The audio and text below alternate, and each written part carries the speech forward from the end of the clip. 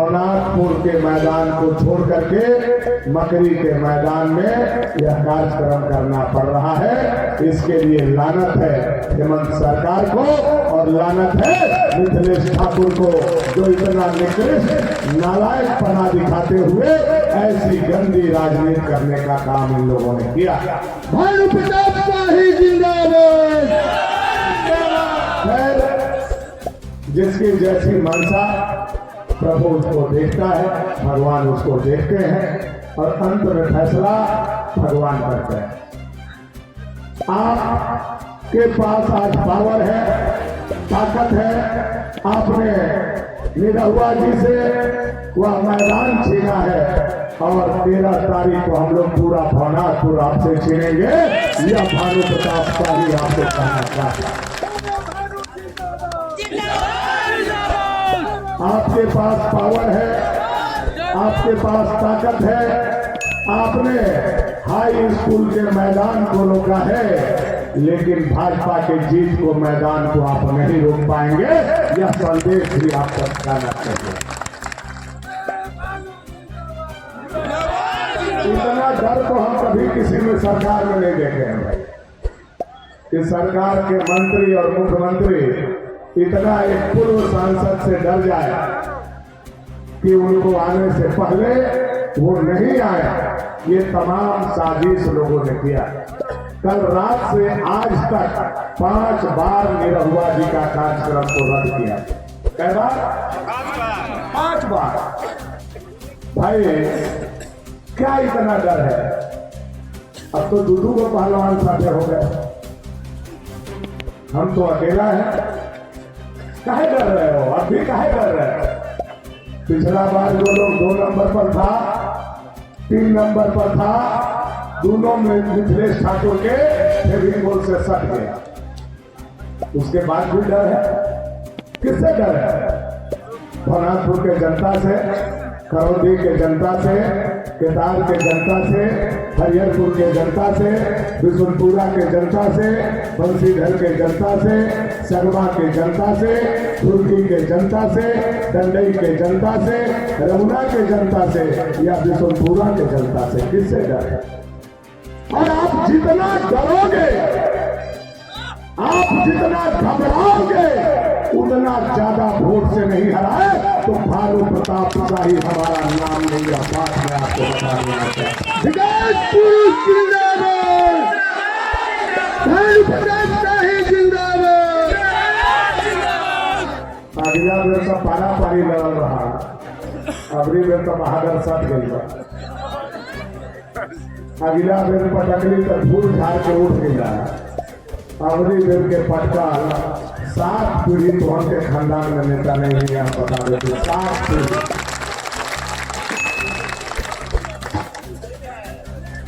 भाई राजनीति जनता के लिए करो, जनता के दिल में उतरो, जनता का काम करो, प्यार करो जनता से, जनता आपको प्यार दे।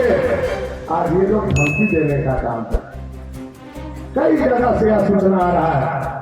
रात में 12 बजे ताहिर अंसारी फोन किया, रात में 1 बजे दीपक बच्चा उसके घर पर पहुंच गया और जबरदस्ती हरा झंडा हरा पट्टा उनके कंधे पर डाल दिया। ताहिर मियां, अरे दीपक बच्चा, जितना ताकत लगाना है लगा लो, न मिथिलेश ठाकुर का पैसा काम आएगा, न तुम्हारा हरा झंडा काम आएगा। भगवा लहरा चुका है, केसरिया लहरा चुका है और पूरा भवनाथपुर भगवा में हो चुका है। हो चुका है कि नहीं हो चुका है? हो चुका है। और ये दिवाली के बिहाने वोट सेट हो गया। जिस दिन दरिद्र हम लोग खदरे थे, उसी दिन इन लोगों को खदेड़ दिए। खदेड़े हैं कि नहीं? जिस दिन दरिद्र खदेड़े थे, उसी दिन ताहिर मियां को भी हम लोग खदेड़ने का काम कर दिए हैं। और वोट सेट है। जितना तोहरा हेलीकॉप्टर गिरावे ना हुआ और जितना बहादुर तोहरा फिर हाथ, राहुल गांधी के भी बोला के देख ला, 40,000 से हरेले रही, 60,000 से नहीं हराई तो भानु प्रताप शाही राजनीति करना छोड़ेगा। भानु प्रताप शाही जिंदाबाद। विकास पुरुष जिंदाबाद। धमकी किसको दे रहे हो भाई? किसको दे रहे हो धमकी? ताहिर मियां किसको धमकी दे रहे हैं? भवनाथपुर के जनता को, भवनाथपुर के कार्यकर्ता को। जिस जैसे जैसे धमकी दे रहे हो, मैं तो भाजपा के कार्यकर्ता को और जनता को कहना चाहूंगा, उन लोगों का मोबाइल नंबर और उन लोगों का नाम और तारीख, समय नोट करके रखिए। जब भाजपा का सरकार बनेगा तो बुलडोजर केवल इरफान अंसारी के घर पर नहीं, ताहिर अंसारी के घर पर भी चलेगा। यह मैं आपको बता देना चाहता हूं। विकास पुरुष जिंदाबाद।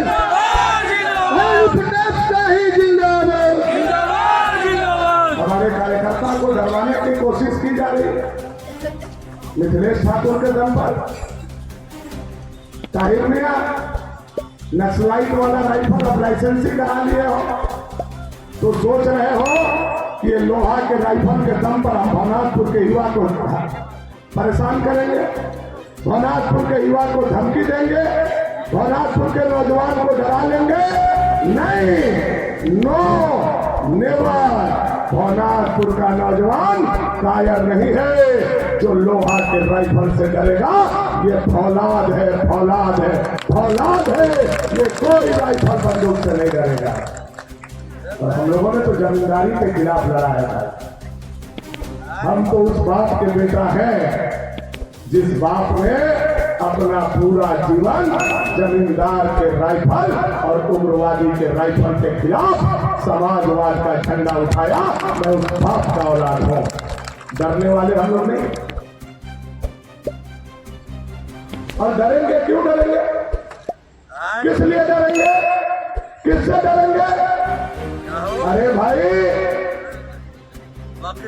चक्रव्यूह में अभिमन्यु को घेरने के लिए बड़े बड़े महारथी लगे थे। ए भैया, चक्रव्यूह में अभिमन्यु को घेरने के लिए बड़े बड़े योद्धा लगे थे। उस समय अभिमन्यु के चाचा भीम ने कहा था, बेटा 6 दरवाजा तुम तोड़ देना, 7वां दरवाजा गद्दा से मार करके हम तोड़ देंगे। लेकिन छल से, प्रपंच से और गलत नीतियों से भीम को रोकने का कोशिश किया गया। लेकिन आज के इस महाभारत में जो चक्रव्यूह में भानु प्रताप शाही को घेरने की कोशिश कर रहे हो, गौरव कान खोल करके सुन लो। अमरबार का चाचा अमित शाह है, यह बिना कोड़े नहीं छोड़ेगा। यह मैं तुमको कह देना चाहता हूं। भारतीय जनता पार्टी जिंदाबाद। विकास पुरुष जिंदाबाद। और अभी तो हम मोदी जी के बातें नहीं किए हैं, अभी तो अमित शाह जी तक हम लोग। ये गंदी राजनीति से ऊपर उठ करके जनता में दिल में बास करने की कोशिश करनी चाहिए। अभी ठीक बता रहे थे हमारी एक नेत्री कि जनता को इस बात पर विचार करने का जरूरत है। केवल दोनों का प्रचार सुनिए। मेरा गाड़ी भी प्रचार कर रहा है और अनंत जी का भी गाड़ी प्रचार कर रहा है। दोनों का प्रचार सुनिए और पेड़ के नीचे एकांत में बैठ करके सोचिए। हमारा गाड़ी प्रचार कर रहा है कि कमल छाप को फोड़ दीजिए, मोदी जी के हाथ को मजबूत कीजिए। और हरियर का झंडा वाला का गाड़ी प्रचार कर रहा है, तीर धनुष में फोड़ दीजिए और ताहिर मियां के हाथ को मजबूत कीजिए। अब किसका हाथ मजबूत होना चाहिए, मैं आप लोगों से पूछना चाहता हूं। किसका हाथ मजबूत होना चाहिए? किसका? किसका? किसका? किसका? किसका? अगर देश में किसी का हाथ मजबूत होना चाहिए तो गरीबों को निवाला देने वाला गरीब का बेटा 56 इंच के छाती वाला यशस्वी प्रधानमंत्री नरेंद्र मोदी जी के हाथ मजबूत होना चाहिए। यह है आग्रह। आज मोदी जी को 400 पार क्यों नहीं जाने दिया गया? कभी सोचिए इस बात पर। क्यों? इसलिए ये दुष्ट आत्मा कांग्रेस को पता था कि मोदी जी 400 पार चले जाएंगे तो नेहरू गांधी ने जो पाप किया है, जो पाकिस्तान का सिर का मुकुट काट करके पीओके के रूप में पाकिस्तान को दे दिया है, अगर मोदी जी 400 पार हो जाएंगे तो वो मुकुट ये वापस ले लेंगे और पाकिस्तान का सर उसके घर से अलग कर देंगे। इसलिए ये पाकिस्तान के समर्थन में मोदी जी को 400 पार नहीं जाने की तमाम साजिश को ये पाकिस्तानी समर्थक लोगों ने करने का काम किया। कहा संविधान बदल देंगे, कहा आरक्षण बदल देंगे। अब मोदी जी से ज्यादा कोई संविधान को मानता है आज तक? तो आप हमको बताइए, मानता है क्या कोई? मोदी जी से ज्यादा कोई आरक्षण को प्यार दिया है क्या? आरक्षण दिया बाबा भीमराव अम्बेडकर साहब। बाबा भीमराव अम्बेडकर साहब को जीवन में मरने के बाद भी यही कांग्रेस 2 गज जमीन नहीं दिया। मरने के बाद उनको 2 गज जमीन दिल्ली में मांगते रह गया परिवार के लोग, लेकिन 2 गज जमीन नहीं दिया। लेकिन मोदी जी जैसे ही प्रधानमंत्री बने, बाबा भीमराव अम्बेडकर साहब जहां जन्म लिए, जहां प्राइमरी एजुकेशन पास किया, लंदन में जाकर के जहां पढ़े, आकर के संविधान जहां लिखे और जहां उनकी अंत्येष्टि हुई, ये 5 स्थान को कोई पंच तीर्थ स्थल बना करके और स्वर्गीय अटल बिहारी वाजपेयी जी ने बाबा भीमराव अम्बेडकर को भारत रत्न देकर के कोई सम्मान दिया, तो मोदी जी ने, अटल जी ने और भारतीय जनता पार्टी ने दिया। और लोग बोलते हैं ये आरक्षण को खत्म कर देंगे, ये संविधान को खत्म कर देंगे। भाई आरक्षण तो खत्म हो रहा है कर्नाटक में, आरक्षण तो खत्म हो रहा है तेलंगाना में, जहां आपकी सरकार है, जहां ओबीसी का 4% आरक्षण काट करके एक विशेष समुदाय मुसलमानों को वहां आरक्षण देने का काम किया। उस पर चर्चा होनी चाहिए। मोदी पर कोई भी शक किसी को नहीं होना चाहिए। लेकिन ये लोग मोदी जी के ऊपर गलत इल्जाम लगा करके, जो आदमी 74 साल के उम्र में 18 घंटा, जिसका माँ नहीं, जिसका बाप नहीं, जिसकी पत्नी नहीं, जिसके बच्चे नहीं, जिसका पोता पोती नहीं, वह आदमी 18 घंटा जनता के सेवा के लिए समय देता हो, वैसे व्यक्ति पर आरोप लगाने वाले कांग्रेसियों, एक दिन तुम्हारा जवान गल के गिर जाएगा और तुम आंख के अंधे हो जाओगे। या भानु प्रताप शाही पूरे मन से आपको कहना चाहता हूं, भानु प्रताप शाही जिंदाबाद। मोदी जी ने क्या किया? मैं सुन रहा था एक दिन भाषण अनंत जी का और ताहिर जी का, बोल रहे थे ये लोग, बोलते बोलते जबान तो नहीं फिसला होगा, क्योंकि इन लोगों का लहजा ही ऐसा है। बोला उन लोगों ने मोदिया क्या किया, और भनुआ कहता है तो हम समझते हैं कि ये जमींदारी उग्रवादी का भाषा है, लेकिन बोलते बोलते मोदी जी को मोदिया बोलने का काम किया। आप बताइए क्या इसको यह बर्दाश्त करने वाला भाषा है? बर्दाश्त किया जा सकता है? मैं आपसे पूछना चाहता हूँ, आप लोगों से पूछना चाहता हूँ।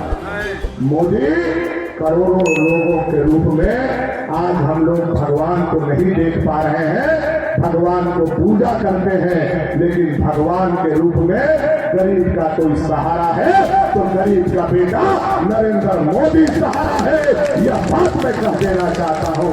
और मोदी को मोदिया कहने वाले लोग कान खोल करके सुन लो, जिस दिन हम लोगों की सरकार बनेगी, बाबूलाल मरांडी को कुर्सी पर बैठाएंगे, उसके बाद मोदिया कहने वाले लोग चुन चुन करके इसका बदला भाजपा के कार्यकर्ता लेगा।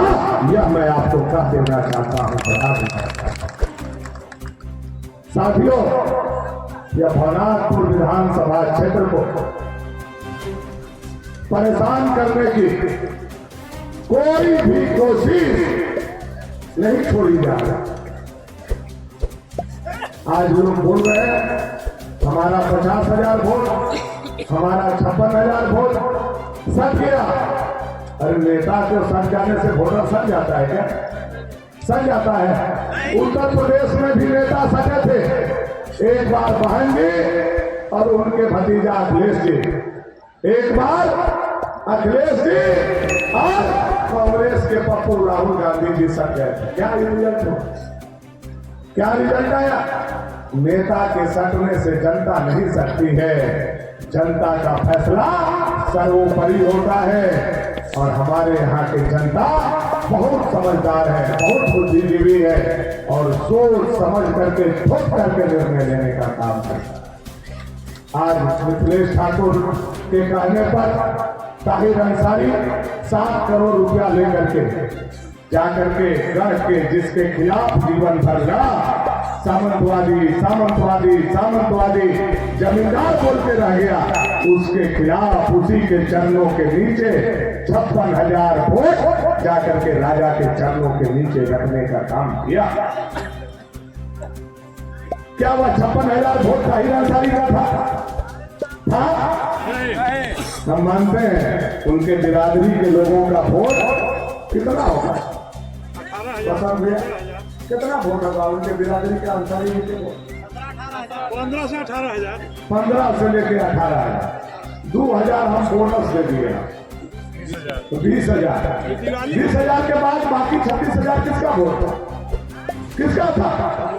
बहुजन का वोट था, बहुजन के विचार का वोट था, काशीराम जी के मानने वालों का वोट था, मायावती जी का वोट था, और वोट था तो बाबा भीमराव अम्बेडकर साहब के मानने वाले लोगों का। ये 35,000 वोट ताहिर अंसारी जो आपने जाकर के नगर गढ़ के राजा के जूता के नीचे रखने का काम किया, ये परंपरागत आपका बटौती वोट नहीं था। आज बहुजन समाज के लोग नाराज है। जहां तक मैं बहुजन को जानता हूं, एक समाजवादी के बेटा होने के नाते कि बहुजन के लोग सोन नदी में डूब करके मर जाना कबूल करेगा, लेकिन अपना वोट कभी गढ़ में देना कबूल नहीं करेगा। यह जिम्मेवारी के साथ रहेगा। भानु प्रताप शाही जिंदाबाद।